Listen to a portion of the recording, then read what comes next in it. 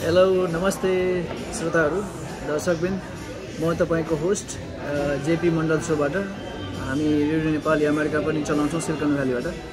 आज हामी so road सोमा घुम्दा घुम्दै आइपुगेका छौँ ब्युटिफुल नगरी कोपर्टिनो, जुन एप्पल फेमस क्याम्पस हेडक्वार्टर हो र हामी अहिले भिजिटर सेन्टर क्याफेटेरियामा बसेर हामी स्वागत गर्दैछौँ हाम्रो अतिथि श्री हाम्रो अति मिल्ने साथी रतन झाजी हिस्टनबाट आउनु भएको छ। रतनजी तपाईलाई कोपर्टिनोमा एप्पल क्याम्पसको यो प्राङ्गणमा स्वागत छ। थ्याङ्क यू एकदम beautiful campus, the most expensive office building रे अमेरिकाको अझै थाहा पाएँ। अमेरिकाको होइन विश्वकै हो। विश्वकै हो। Just like we can see the building. So it's really rare opportunity specific. Yes okay great. So thank you so much. So अनि बेरिया अहिले समरमा त यहाँ चिसो नै हुन्छ। कस्तो फिल हुन्छ तपाईँको हट ठाउँबाट आएको र वर्सेस वेदर त एकदमै राम्रो छ होइन। Weather is pretty good. टेक्ससबाट हामी आएकोहरूलाई झनै धेरै राम्रो। दिउँसो अलिअलि कहिले काहीँ गर्मी भए पनि still it is not summer the way heat we feel in Texas. Moisture पटक्कै हुँदैन, ह्युमिडिटी हुँदैन, त्यही भएर एकदमै रमाइलो हाम्रो लागि। अब आजको यस्तो गफगाफमा अब तपाईँलाई त अमेरिकामा नचिने अथवा विश्वभरि एनआरएन मुभमेन्टमा तपाईँ धेरै वर्षदेखि सुरुदेखि नै इन्भल्भ हुनुहुन्छ र कन्ट्रिब्युसन गर्दै हुनुहुन्छ। तपाईँलाई नचिने त कमै होला, त्यही पनि हाम्रो श्रोताहरूलाई अब तपाईँको अलिकति ब्याकग्राउन्ड, तपाईँको नेपालमा बालिका कहाँ बित्यो, कसरी अमेरिकाको इन्ट्री भयो, अलिकति छोटो बताइदिनु। गाउँ चाहिँ सर्लाही हो नेपालमा। सर्लाहीमा हुर्के पढेको त्यही हो 10 क्लाससम्म। त्यसपछि आइएससी हामी त्यो टाइममा भन्थ्यौँ होइन, त्यो चाहिँ अस्कल। त्यसपछि इन्जिनियरिङ चाहिँ नागपुर हो, एनआइटी नागपुर। त्यो टाइममा रिजनल कलेज भन्थ्यो आरइसी। अनि त्यसको लगत्तै पछि यतिकै नेपालमा 1 वर्ष हिँडडुल गरेर त्यो टाइममा खासै जब अपर्च्युनिटी नभएर अमेरिका पढ्न आएको मास्टर्स। अनि यति सेटल गयो 30 इयर्स। राइट। सो अहिले चाहिँ रतनजी यो धेरै मान्छेहरूले कहिले काहीँ मलाई सोध्छन् कि मेरो छोरा भर्खर 10+2 आइएससी अहिले पास गर्यो, अब के इन्जिनियरिङ पढ्ने सोध्छन् होइन। अब तपाईँले अमेरिकामा आएर वान अफ द मेन अब यहाँ तपाईँले आजको न्यू जेनेरेसनलाई कुन इन्जिनियरिङ पढ्ने सोध्यो भने के छ लाग्छ? यहाँको कि नेपालको? नेपालको जहाँ पनि। अहिले हेर्नुहोस् दाजु, यो कुरा चाहिँ हाम्रो टाइम जस्तो कम्पेयर गर्न मिल्दैन। यो जे फिल्डमा पनि, खास गरेर यदि अमेरिका आउने हो भने जे फिल्डमा पनि उसको एप्टिट्युड छ त्यतातिर जानुपर्छ। अब हाम्रोतिर हामी पनि ठुलो हुँदाखेरि पढ्दाखेरि इन्जिनियर कि डाक्टर भने एउटा थियो होइन, बायो ग्रुप, फिजिकल ग्रुप होइन, जसले त्यो इन्जिनियर कि जानुपर्ने कि त डाक्टरतिर। त्यो अहिले लागु पनि हुँदैन, बच्चाहरू मान्दा पनि मान्दैन। र अहिले म यहाँ के देखेँ भने झन्डै 80%, 2/3 भन्दा बढी चाहिँ मान्छेहरू लाइफमा करियर 3 चोटि चेन्ज गर्दो रहेछ। त्यो के हो भने पढाइ र काममा त्यो कोअर्डिनेसन अथवा त्यो सेटिस्फ्याक्सन मान्छेले पाउँदैन। त्यही भएर as a guardian, as a mentor, I don't think we should insist कि के पढ्ने नपढ्ने, तर जे पढे पनि त्यसमा राम्रो गर्ने, त्यो मात्रै यो अहिलेको नयाँ इकोनोमीमा, यो नयाँ एजमा, यो कम्प्युटर एजमा त्यो मात्रै सक्सेस हुनसक्छ।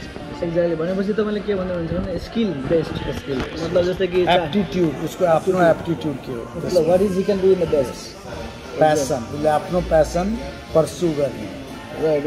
सो अहिले अब तपाईँले त अब यहाँ आएर काम पनि गर्नुभयो र बिजनेस पनि गर्नुभयो र नेपालमा पनि धेरै प्रोजेक्टहरू गर्नुभयो। तपाईँको यो इम्प्लोइबाट इम्प्लोयर बन्ने जुन यो प्रोसेस थियो त्यसको बारेमा के अनुभव, तपाईँको तितामिठा अनुभवहरू नेपालमा यहाँ अलिकति बताउनुहुन्छ कि? जस्तो मान्छे हाम्रो धेरै जस्तो इन्जिनियरहरू हामी जस्तो बिजनेस गर्न चाहन्छ, तर धेरै मान्छे बिजनेसमा फेल हुन्छ, अथवा कसरी गर्दाखेरि अथवा फेल हुने सक्सेस हुने फर्मुला के हो तपाईँको एक्सपिरियन्स?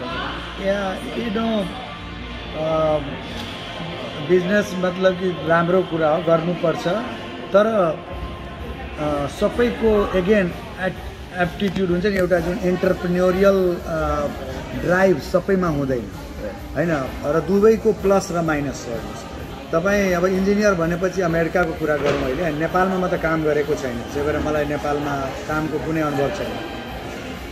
अमेरिकामा पनि काम राम्रो पनि हुन्छ यहाँ हैन, यहाँ चाहिँ प्राइभेटमा धेरै राम्रो हुन्छ, त्यसैमा तपाईँ share as a shareholder सेयरहरू दिँदो रहेछ, त्यसले पनि एउटा एक किसिमको ओनरसिपै हो त्यो।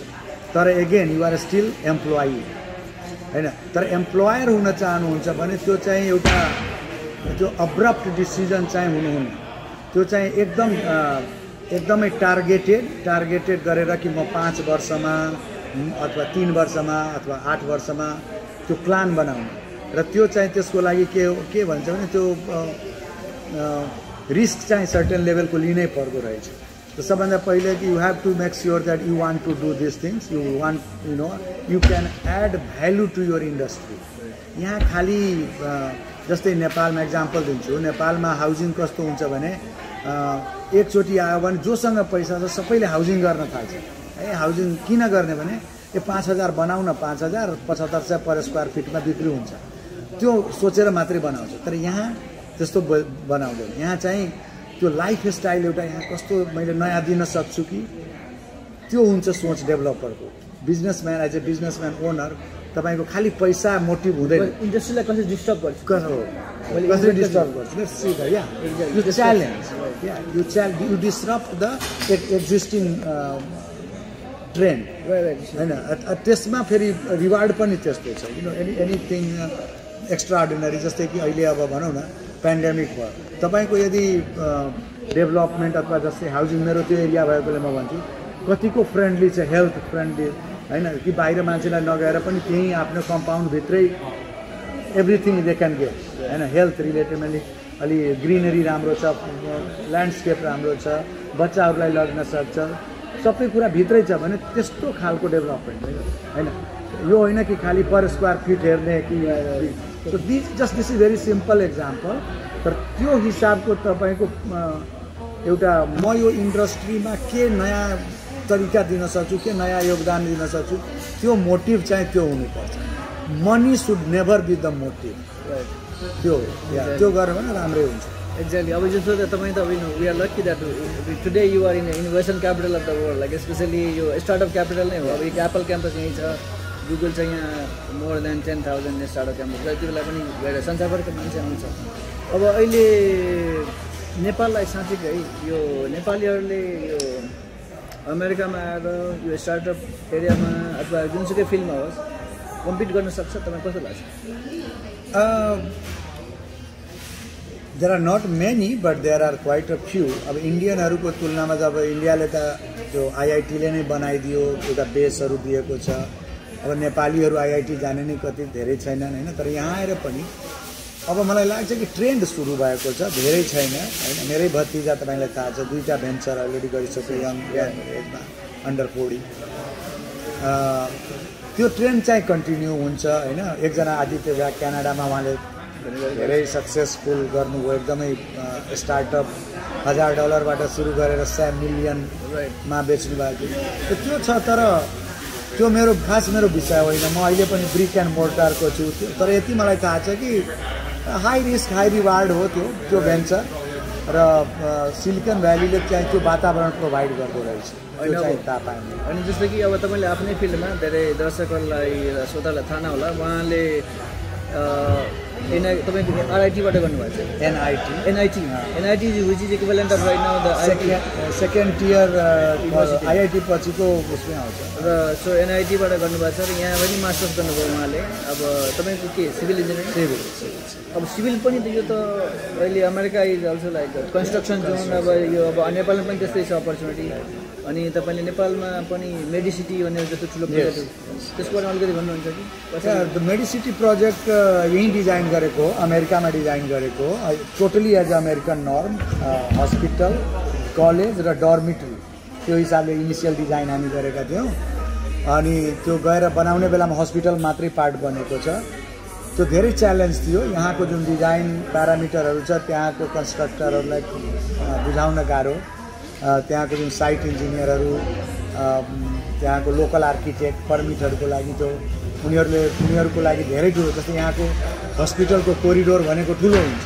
अब नेपालमा क्वेसन गर्थे किन यति धेरै, तर फेसिलिटी चाहिँ टोटल अमेरिकन हो अनि अहिले एकदम सक्सेसफुली रन भइरहेको छ। एकचोटि बनेपछि everybody can see the value, त्यो चाहिँ हो। महँगो चाहिँ एकदमै महँगो, तर लङ टर्ममा यसको धेरै राम्रो युटिलिटी हुन्छ। भनेपछि तपाईँले त्यो अब हेल्थ केयर सेक्टर भए पनि तपाईँको एउटा इनोभेसन जस्तो नै इट वाज लाइक तपाईँको यो जुन अब अपरेसनदेखि लिएर कस्टमर आउने इन्ट्रान्सदेखि लिएर ब्याक एन्ड सबै डिफ्रेन्स थियो। एभ्रिथिङ। द बिल्डिङ डिजाइन गर्दाखेरि त्यो टाइममा नेपालमा 18 घन्टा लोड सेडिङ हुन्थ्यो होइन, अनि जग्गाको भाउ चाहिँ म्यानहाटनको जस्तो छ, तर रिटर्न चाहिँ त नेपालको छैन।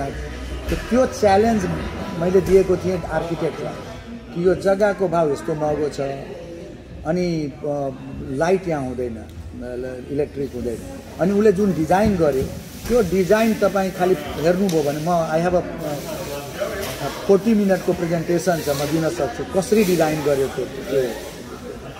त्यो चाहिँ जो ओरिएन्टेसन छ, जुन ओरिएन्टेसन उसले यस्तो यो 3टा टावरको छ, त्यसमा सनलाइट त्यो पुरै वर्ष दिनमा काठमाडौँमा सूर्यको रोशनीको एङ्गल के हुन्छ त्यो सबै र हावा कसरी बग्छ त्यो हेरेर डिजाइन भएको हो।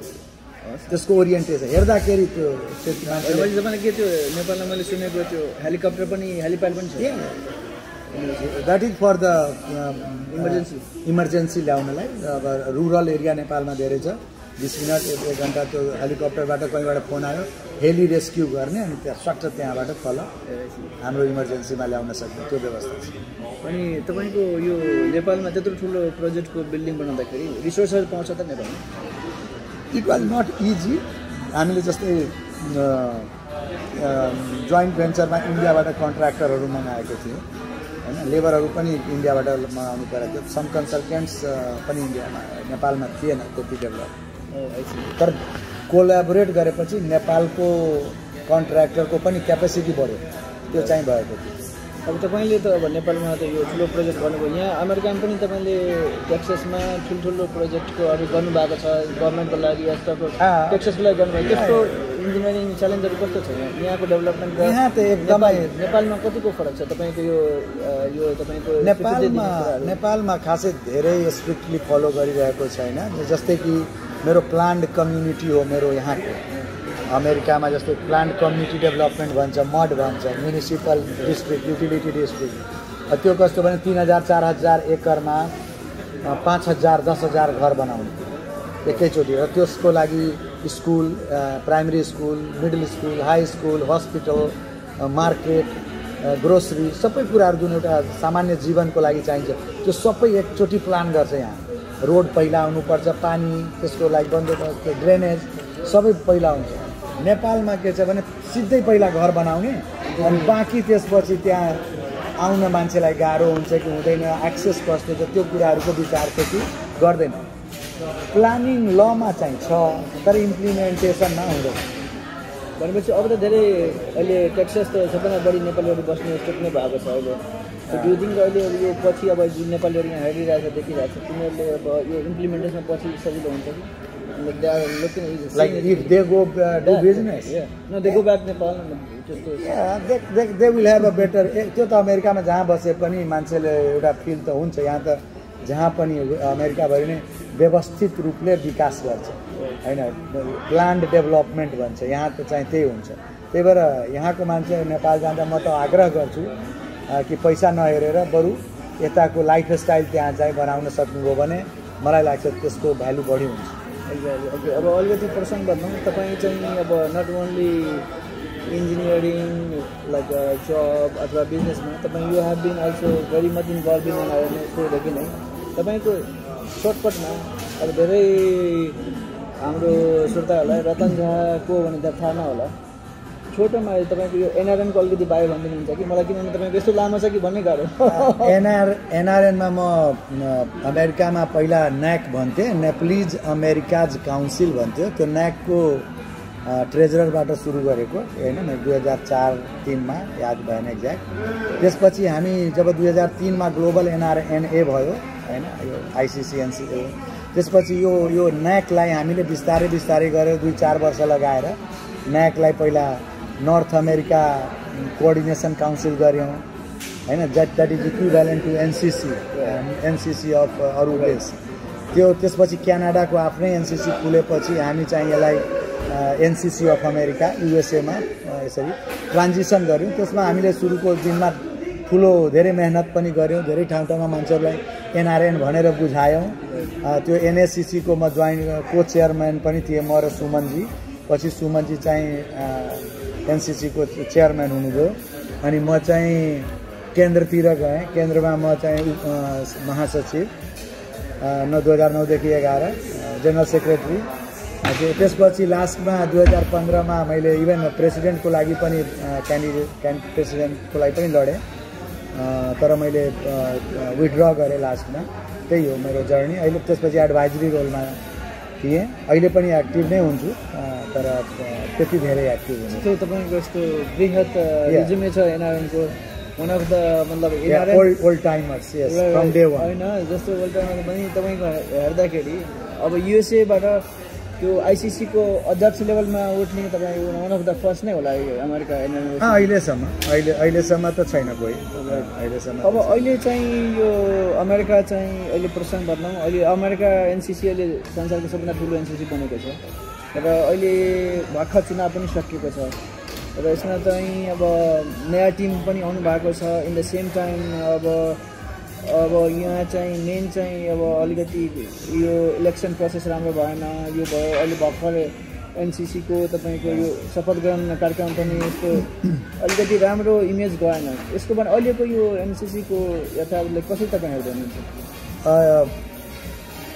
फाउन्डर्सहरूले, हामी सुरुका अभियन्ताहरूले जे सोचेर यो NRNA खोलेका थियौँ, यो जुन हालको घटनाहरूको जुन तपाईँ विवरण दिनुभयो,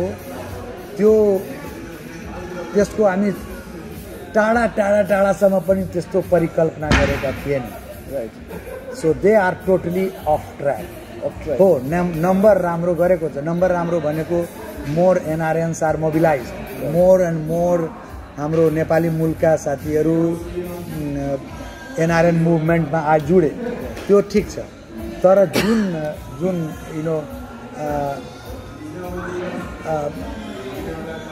एउटा कहावत छ, एन्ड डज नट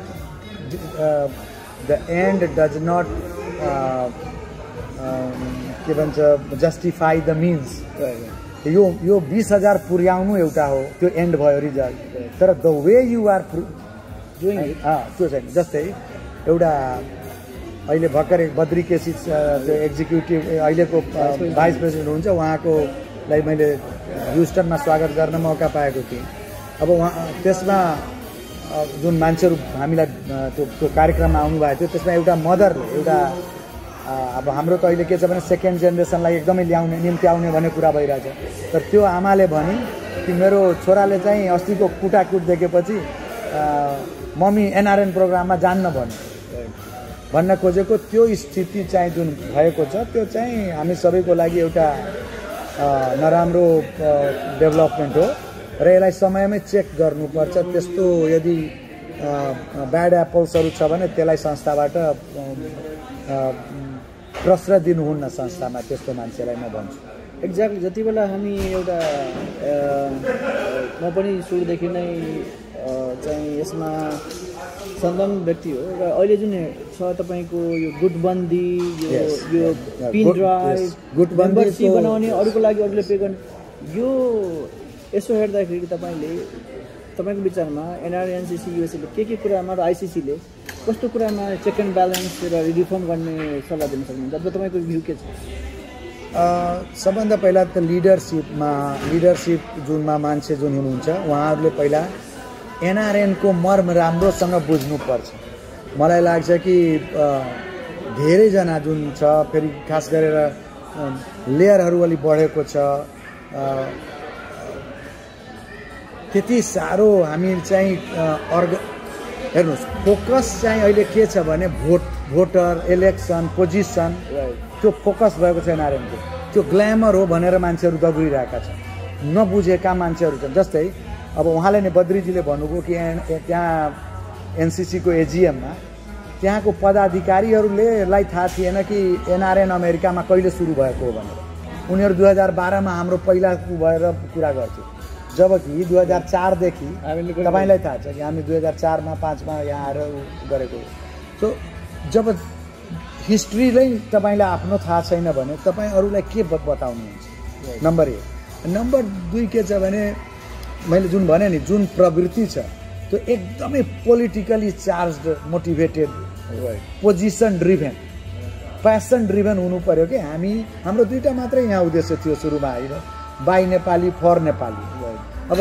हामीले जुन यहाँ आर्जन गरेको सिप छ 2 पैसा छ शिक्षा छ एजुकेसन छ त्यसलाई ट्रान्सफर गर्ने हो नेपालको लागि र यहाँ भएकोमा हाम्रो नेपाली सेकेन्ड जेनेरेसनमा हाम्रो भाषा संस्कृति कायम रहोस् त्यतातिर हामी प्रवर्धनको काम गरे मूल त दुईटा तर अहिले जुन भयो त्यो it's a very sad actually you know growing number growth चाहिँ मैले अरू पनि डायस्पोरामा यति पोलिटिकली चार्ज र डिभाइसिभ वेमा हामी नेपाली भएको मैले देखेको छ त्यही भएर I would say that moving forward म सबैलाई आग्रह गर्छु कि you understand what exactly is NRNA के त्यहाँ गएर गर्न सकिन्छ र त्यो आफ्नो लेभलमा तपाईँ योगदान दिनुहोस् अनि राम्रो हुन्छ and then again leadership has to develop तर म अहिले पनि भन्छु हामी बढी से बढी हाम्रो अब त्यो युनाइट भयौँ हामी एनआरएनमा धेरै हदसम्म अब यसलाई एन्टरप्रेन्योरियल एउटा मुभमेन्टमा लड्नु पर्यो हामी एनआरएन मुभमेन्टमा लाई एन्टरप्रेन्योरहरू बढी से बढी एन्टरप्रेन्योरहरू बनाएर ताकि हामी अरू बढी योगदान दिन सकौँ नेपाललाई त्यो चाहिँ मोडमा जानु पर्यो एक्ज्याक्टली सो यसरी हिस्ट्री हेर्दाखेरि नन रेजिडेन्ट जस्तै कि तपाईँको एसियामा चाइनिजमा पनि वाछा चाइनिज मतलब नन रेजिडेन्ट चाइनिजले इन्डियामा पनि नन रेजिडेन्ट इन्डियनहरूले एनआरआइजहरूले त्यो कन्ट्रीमा कल्चरको लागि पोलिटिकल सिस्टमको लागि तिनीहरूलाई इनोभेट गर्नलाई अगाडि बढ्नलाई धेरै योगदान गरेको छ तर अहिले नेपाली एनआरएनको जुन तपाईँले भन्नुभयो पहिला जुन उद्देश्य लिएर हिँडेको थियो अहिले चाहिँ विभिन्न पोलिटिकल पार्टीका भातृ संस्थाहरूले इन्भल्भ हुने र आफ्नै त्यो ऱ्यापिङ गर्ने मतलब त्यो कुनै पनि अर्गनाइजेसनलाई त्यो हुने काम भइरहेको छ त्यो गर्दाखेरि अब जुनसुकै तपाईँको पोलिटिकल पार्टी हुनुहुन्छ उहाँहरूको त ठुलो अर्गनाइजेसन छँदैछ देशमा राज गर्दै हुनुहुन्छ अब यो एनआरएनमा पनि यस्तो गर्नु त मलाई त कस्तो लाग्छ भने यो एउटा जुन एनआरएनको सबभन्दा ठुलो शक्ति जुन दक्ष शक्ति छ जुन यिनीहरूको एबिलिटी छ यो कन्ट्रिब्युट गर्ने जुन good people will not come exactly the talent will get demotivated with politics बढी हाबी भयो भने ultimately it will die down exactly तपाईँको त्यसैले तपाईँ सेकेन्ड जेनेरेसन अब फेरि हाम्रो तपाईँकै छोराछोरीहरूले आउन कति गाह्रो मान्छ होला धेरै मान्छ जान मान्दैन त्यति because there is nothing for them त्यो हल्ला मार्का यो त्यो त्यो हेर्न आउन मान्दैन एक्ज्याक्टली सो बेसिकली यो एकदम यो त स्टप हुनुपर्छ अर्को कुरा यहाँ अब धेरैजना यहाँ एनआरएनका युएसए एनआरएनका साथीहरू अब आइसिसी लेभलमा पनि एकदम यो कल्चर मिलेको छैन सिस्टम मिलेको छैन त्यहाँ पनि तपाईँको इलेक्सनमा यो पार्टी कल्चर छवि त्यहाँ हाबी हुने गरेको छ तपाईँले त अब धेरै इलेक्सन देख्नु भएको छ आफै पनि लड्नु भएको छ अहिलेको आइसिसी लेभलमा कस्तो छ त सिचुएसन अर्को कल्चर देखा कि त्यहाँ पनि they need also massive reform र अहिले योपालिदेखि अनलाइन भइरहेछ त्यहाँ पनि सो मलाई लाग्छ धेरै कुराहरू धेरै विकृतिहरू हट्छ अब बिस्तारै होइन लिडरसिप एकदमै कटिबद्ध छ त्यसलाई चेन्ज गर्न अहिलेको लिडरसिप त्यो अस्ति पनि त्यो बद्रीजीले स्पष्ट पार्नुभयो कि अब यो भोटिङहरू एकदमै अनलाइन र त्यसको प्रपर फर्मेट दिएको छ पहिले नै आइडेन्टिफिकेसनहरू सबै चाहिँ एकदमै प्रपर छ नत्र पहिला त भोटै उसको भोट उकिने उसको टिकट उसले हालिदिने अनेक कुराहरू हुन्थ्यो अब there is no need to buy ticket you know because it is all online so त्यो कुराहरू मैले भनेको त्यहाँ पनि अलिअलि विकृति 2013 देखि अलिअलि भएको त्यहाँ पनि पहिला थिएन र त्यही भएर त्यता पनि जरुरी तर थियो लास्ट इलेक्सन नराम्रो भएको हो लास्ट इलेक्सनमा हाम्रो फाउन्डिङ प्रेसिडेन्ट नै उसमा आउनु भएन यो हेरेर यति पोलिटिसाइज भयो, यति चाहिँ उ थियो, त्यो एउटा विडम्बना हो, त्यो राम्रो भएन। तर त्यो कुराहरू यसपालि मलाई लाग्छ कम हुन्छ जस्तो लाग्छ।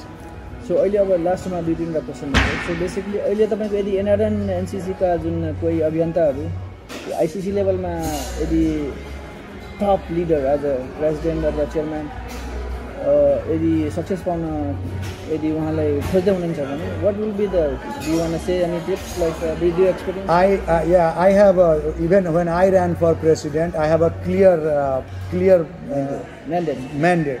What should be the criteria? Right. So it's such a big country, 82 country ma cha yo. Right. So what are the basic criteria the top leadership should have, you know? So in my opinion, सबभन्दा पहिला त यो संस्थालाई बुझेको, यो the इन्ट्रिकेसिज बुझेको हुनु पर्यो।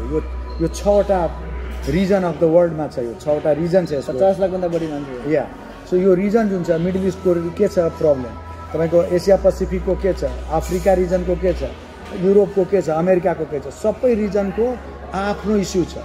र तपाईँ if you are getting into the leadership, you got to understand the intricacies of the issue. तो त्यसको लागि एक दिनमा हुँदैन, सबै आएर अब म सचिवमा लड्छु, म महासचिवमा लड्छु, त्यो हुँदैन। You have to start in the bottom, you understand the NCC issue, then you come up, ICC member हुन्छ त्यसमा, executive member, then you go you know executive levels, you know gradually म यसलाई भन्छु नेचुरल प्रोग्रेसनमा step by step जाने। Number 1 त्यस्तो मान्छे हुनु पर्यो। एकैचोटि आएकोले राम्रो गरेको छैन मैले हाम्रो अनुभवमा अहिलेसम्म। जो एकैचोटि जसलाई एनआरएन धेरै थाहा छैन एकैचोटि लिडरसिपमा आएछ, it just serve their personal त्यो 2 वर्ष त बुझ्नै लाग्छ। त्यही भएर त्यो इन्ट्रिकेसी बुझेको र अर्को चाहिँ एकजना मान्छे 1 पद। तपाईँ अरू संस्था सरसंस्थामा हुनुहुन्छ भने नआउनुहोस्। You have to devote one person 1 position, resign गर्नुहोस् होइन। त्यो अर्को चाहिँ के भन्छ नि, पोलिटिकली मोटिभेटेड हुनुहुन्न। तपाईँ should not be dictated by you should be respected by the politicians or political parties. यहाँ गएर पोलिटिकल पार्टीको नेताले ढोक्ने हैन। This we are like, you know. Yes, that is like you have to be like these people, the office bearer, at least a president, should not bow down to the political person. यो कुराहरू अलिक common लाग्यो। Main चाहिँ सबै बुझेको मान्छे हुनुपर्छ। Actually अब अर्को कुरा अहिलेको जुन यो नयाँ इलेक्सन हुन गइरहेको छ, तपाईले यसपालि कस्तो एक्सपेक्टेसन गर्नुभएको छ यो आइसिसी को लेभलमा? अहिले आइसिसी त अब धेरै कन्ट्रीहरुमा छ, अहिले डेलिगेट सिस्टम बनाएको छ। What you expecting? I think अनलाइनबाट तपाईको फेरि त्यो धान्दी हुने पनि धेरै चान्सेस हुन्छ। अरूको vote let us not say that धान्दी चान्स छ भने भन्न मिल्दैन। You know, if we have any problem, we have to correct it. Democracy is nothing but a self-correcting process. तर हाम्रो इन्टेन्ट चाहिँ करेक्सन होस् भने हुनुपर्छ। होइन, जस्तै यहाँ 4 वर्ष पहिला जे प्रब्लम भयो 2 वर्ष पहिला पनि त्यही भयो, त्यो हुनुहुन्न। Then it is not good. तर यदि यसपालि भयो, सपोज गरौँ यो यति ठुलो संस्था छ होइन, सबै भलन्टरी संस्था हो, मिस्टेक अलिअलि भए पनि त्यसलाई करेक्टिभ वेमा लग्दै जानुपर्छ। मलाई लाग्छ कि त्यो आइसिसीको उसमा त्यो चाहिँ इन्टेन्सन चाहिँ हुन्छ, राम्रो मान्छेहरू आउँछ जस्तो लाग्छ। त्यो तपाईँलाई लाग्दैन कि अहिलेसम्म यसो एनआरएन एनसीसीको पर्सपेक्टिभमा भन्ने भने हामी अमेरिकन एयरलाइन्सको लागि अहिलेसम्म तपाईँको एकदम आइसिसीको हाइएस्ट लेभलमा लिडरसिप रोलमा अमेरिकन एयरलाइन्स पुगेको छ भने त्यसले गर्दाखेरि त्यस्तै सिस्टम नबनेको हो कि होइन? सिस्टम नबनेकोले होइन, जस्तै कि अब म प्रेसिडेन्टमा खडा हुँदा अमेरिकाकै अर्कोले 2 जनाले खडा भइदिन्थ्यो होइन? त्यस्तै अब सो अहिले उनीहरू जब खडा भइरहेछ उनीहरूको एगेन्स्टमा पनि 4 जना अमेरिकैबाट खडा भइरहेछ। See for a global in a global ICC America is just 1 reason. तर अमेरिकन एनआरएन भएर हामीले के धेरै छाती फुलाउनु हुन्न भने हामी नै सुपर हो, हामी नै जब 20,000 एनसीसीको त्यो भनेर केही काम लाग्दैन। किनभने त्यहाँ सबै कुरा वेटेड एभरेजको हिसाबले छ, रिजनल रिजन। नत्र भने त सबभन्दा अन्डर रिप्रेजेन्टेसन त मिडल इस्ट हुन्छ यदि त्यस्तो भयो भने। त्यसरी हामीले कहिले सोच्नु हुन्न। त्यो पनि एउटा मैले भने नि इन्ट्रिकेसी जसले बुझेको छ यो के छ। हामी अमेरिका हुँदैमा हामी धेरै ठुलो बुझ्ने मान्छेहरू छन् कि यहाँका। जस्तै कि यहाँ तपाईँको 1 स्टेट 1 सेनेटर छ, बराबर भनेपछि सबै रिजनको नेपालीहरूको प्रब्लम सल्भ हुनु पर्यो, एउटा कमन। एक्ज्याक्ट अहिले अब तपाईँले राम्रो क्वेसन गर्नु। अहिले मलाई एक दुईजनाले भनिरहेछ अब ड्युअल सिटिजनसिपको कुरा छ, अमेरिकाको क्यान्डिडेटले मात्रै त्यो कुरा सल्भ गर्न सक्छ। त्यो ननसेन्स हो। जो प्रेसिडेन्ट हुन्छ उसको लागि एनआरएनको सबै रिजनको इस्यु उसले बुझेर गर्छ होइन। यो अमेरिकाको इस्यु गर्नलाई अमेरिकाकै मान्छे चाहिँदैन, नत्र भने मिडल इस्टबाट त धेरै कम चान्स हुन्छ प्रेसिडेन्ट आउनेहरू भइरहेछ। त्यसको मतलब मिडल इस्टको इस्यु त कहिले शान्त हुँदैन होइन। By that analogy it will never get solve. So why what is the purpose? Whole purpose is defeated. त्यही भएर अहिले तपाईँलाई पनि आउँछ कि होइन ड्युअल सिटिजनसिपको लागि अमेरिकनै क्यान्डिडेट चाहिन्छ, त्यही भएर अमेरिकाको यसलाई जिताउनु पर्यो। त्यो हाम्रो तर कहिलेकाहीँ तपाईँको त्यो नभएको हुनाले प्रायोरिटी पनि हुँदैन नि। अब त्यो के तपाईँको रसियाको क्यान्डिडेटलाई त्यहाँ रसियावालाहरूको डिभोसन पनि छ, सिस्टमेटिक वेमा आएको पनि छ बिस्तारै। जस्तै अहिलेकै यो बद्रीजी उहाँ चाहिँ 2 चोटि आइसिसी मेम्बरै भएर सर्भ गर्नुभएको छ 2 टर्म। अनि त्यसपछि कोषाध्यक्ष, त्यसपछि जेनरल सेक्रेटरी, त्यसपछि भाइस प्रेसिडेन्ट, अनि बल्ल आएर तपाईँ त एउटा भन्नुभयो सिस्टम आयो, तर तपाईँ त्यसको सिस्टम सधैँ भयो भने ओबामा जस्तो मान्छे पनि त आउँदैन नि। होइन त्यो स्पेसल यदि त्यस्तै करिजमेटिक छ जसले प्रुभ गर्न सक्छ भने it's open anyway, it will. तर स्टिल आई बिलिभ यहाँको तपाईँ अर्को हेर्नु न, अमेरिकन बार एसोसिएसनको हेर्नुहोस्, सेक्रेटरीबाट सुरु गर्नुपर्छ अनि प्रेसिडेन्टसम्म जान्छ। त्यहाँ कुनै बाइपास राम्रो चलिरहेको छ। सो ओबामा र यसमा के फरक छ भने त्यो पोलिटिकल हो, यो चाहिँ सामाजिक संस्था। यसमा एउटा रिक्वायरमेन्ट के छ भने you have to have passion to serve. फरक छ, पोजिसन यसमा सेकेन्डरी हो क्या यो। अनि जस्तै कि अब अहिले इन्डियामा तपाईँको एनआरआई मुभमेन्ट अलिकति चलाइरहेको छ। एनआरआईको मुभमेन्ट तपाईँ के हेर्नुहुन्छ फ्युचरमा? It's a very dynamic, it's a very, मैले यति कम समयमा यति ठुलो अर्गनाइजेसन भएको संसारमा अरू कुनै देखेको छैन होइन। यसको पोटेन्सियल हो, तर अब लिडरसिप यसको अब बनाउने क्याप्चर गर्न सक्ने, यसलाई कसरी लेभरेज गरेर नेपाललाई बनाउने भन्ने मान्छे चाहिन्छ। भनेपछि तपाईँले भन्नु जस्तो कि स्टार्टअपमा एउटा सानो स्टार्टअप फेज हुन्छ, अर्कै बिजनेस मोडल हुन्छ, अब चाहिँ ग्रोन अप भइसकेपछि अर्कै बिजनेस मोडल। सुरुका दिनमा मोटिभेसन मात्र, एउटा इमोसनल एट्याचमेन्ट थियो, त्यो हिसाबले हामी यति चाँडै सबै जुट्यौँ, एक भयौँ। यसलाई अब मिसनको लागि मोबिलाइज गर्नु पर्यो। अब एक त भयो, यति ठुलो जमात आयो, यदि राम्रो लिडरसिप भएन भने नेगेटिभ, त्यो खालि पद पोजिसनको लागि लड्ने भए यो संस्था एकातिर जान्छ, 5-10 वर्षमा कोही जाँदा पनि जाँदैन। तर यसको यति ठुलो पोटेन्सियल छ, फेरि इन्भेस्टमेन्टतिर, कन्ट्री ट्रान्सफर्मेसनमा यदि इन्गेज गर्न सक्यो भने it will have a very dramatic. जुन अहिले जुन एनआरएन इन्भेस्टमेन्ट फन्ड जुन आएको छ 100 मिलियनको, what is the future of that fund? It's very good, it's a very, it can be very transformative. यसमा चाहिँ 80% चाहिँ 20%, अहिले 15% ऊ छ, 10% प्रोमोटर्स, त्यो पनि एनआरएन, 5% गभर्मेन्ट, 85 र 85 चाहिँ एनआरएनले नै किन्न र बेच्न पाउने। र यसमा चाहिँ 1000 रुपियाँ मिन्स $10 भन्दा कमको पनि सेयरसम्म तपाईँ किन्न सक्नुहुन्छ। So you can even it is good for Middle East people. सबै एनआरएनलाई समावेश हुन सक्छ। तर के ग्यारेन्टी छ कि त्यो इन्भेस्टमेन्टले गरेको बिजनेसहरू सक्सेसफुल हुन्छ त? वेल, त्यो रिस्क त सबैमा हुन्छ, त्यो इन्भेस्टमेन्ट रिस्क हुन्छ, तर विथ गभर्मेन्ट इन्भल्भमेन्ट र नेपालको जुन अहिलेको एक्जिस्टिङ ल कानुनहरू छ इन्भेस्टमेन्ट सम्बन्धी, त्यो हिसाबले मलाई लाग्छ धेरै राम्रो हुन्छ। अन्तमा हाम्रो श्रोताहरूलाई अथवा दर्शकहरूलाई के भन्नुहुन्छ कि especially? Well, thank you very much, you are working very hard. I think you are a very entrepreneur guy, you have so many ideas. I just want that people should follow some of your entrepreneurial ideas and the way you are communicating our society.